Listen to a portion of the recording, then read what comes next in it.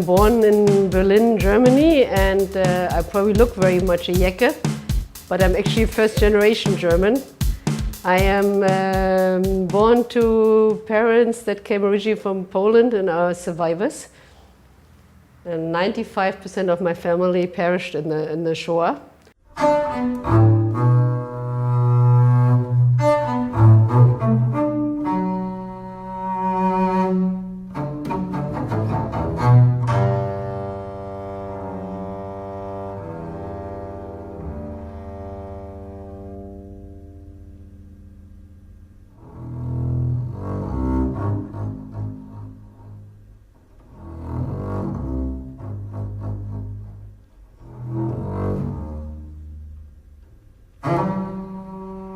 I'm working a lot with the idea and the notion of identity.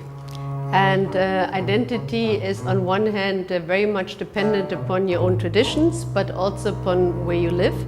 And nowadays, people who live in big cities have a very big mixture of identities. And it's also as fragmented as, in a way, my works are. And on the other hand, each one has to live, so he makes its own identity now. And that is like fusioning all those little fragments into a whole, in a way, how I work.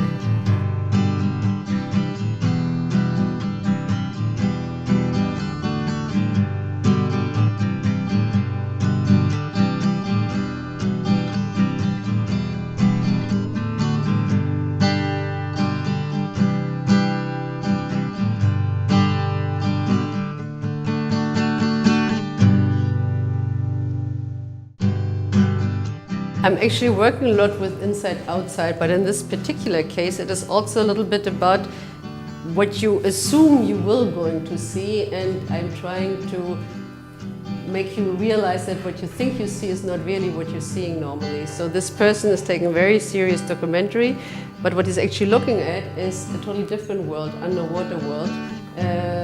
And at the same time, of course, I'm working a lot with colors and other meaning of these. So blue is a lot of making the world whole, because in the color blue you get the hope, you get also all the other colors bundled together in it. So in a way, I have always different layers in each work.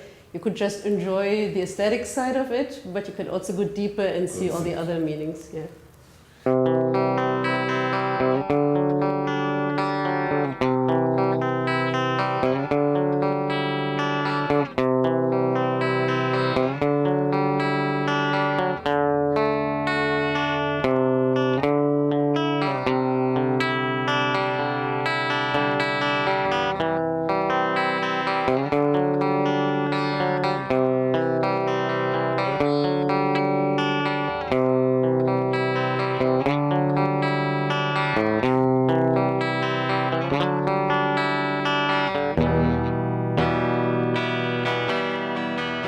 I believe we are all fragmented today. There's nobody who's not fragmented anymore, especially a person who lives in a big city. And I guess in a way I'm recreating how you can have an identity on your own from all those fragments. When you piece together these fragments, you do it on a computer. Actually, the computer is a very late stage because actually, even though I try that you don't really feel it when you look at one of my works, they're very much conceptual. So first I'm working with a lot of ideas. And then these ideas are getting cooked in my belly. And then eventually I start photographing and filming pieces that have something to do with the ideas that go in my head. And you film or you photograph very differently when you follow a certain idea, you know? And then another stage, because then they rest again, because sometimes I don't even know why I take them, but it's because of the ideas I had in my head. And then eventually I find different fragments that correspond with the idea, they correspond with each other, and if you want to, they feel right when I do them. And then they become a work.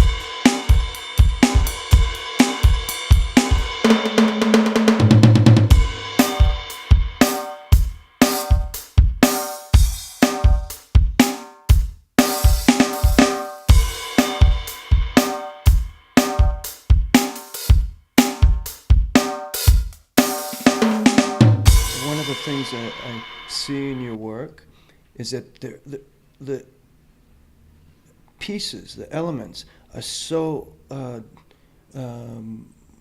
so unrelated. They're so dissimilar.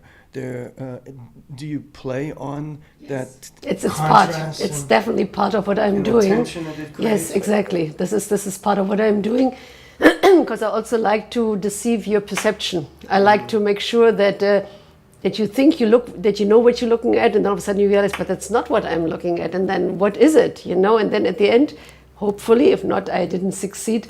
It becomes a unity, but a very different unity from pieces you would have thought could never go together. You know?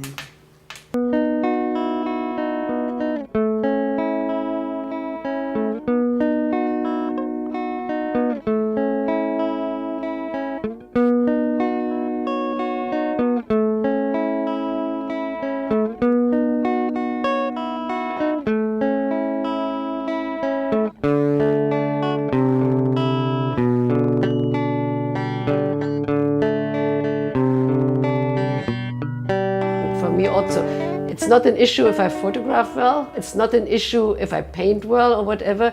It is an issue of, do I get together what I want to bring out? The language. Yeah. The language Yeah. is the language is more important than the method, the application, the process, and that's what has been happening for the past, since the '60s.